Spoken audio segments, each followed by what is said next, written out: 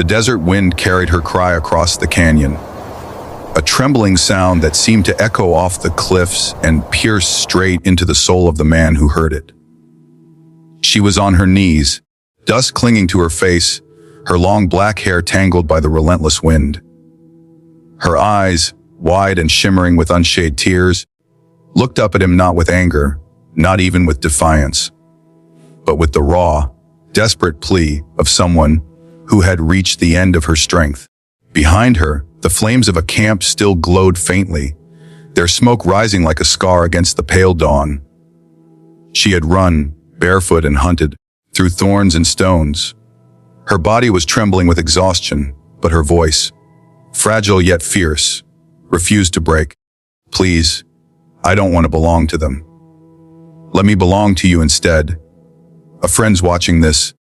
Before we dive deeper into this heart-wrenching story, if you believe in kindness, in second chances, and in the power of love to heal even the deepest scars, please take a moment to like this video, subscribe to Stories Collection, and share it with others who need hope. Your support helps us bring more touching stories like this to life. She was called Ayana, which in her people's tongue meant eternal blossom. Yet her life had been anything but blossoming. Taken from her mother's arms when she was barely a child, traded between raiding groups, and finally claimed by a clan that saw her not as a daughter, not even as a sister, but as property. She grew up in chains made of both rope and fear. They called her names, forced her to serve, and planned to trade her away, like a possession when she came of age.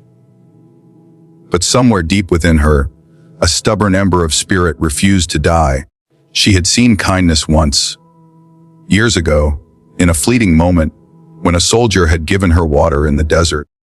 That memory stayed alive in her heart, a reminder that there were people in the world who did not only take, but also give.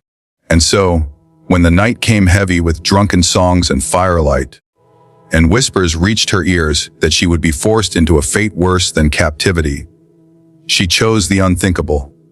She ran. Her path was merciless.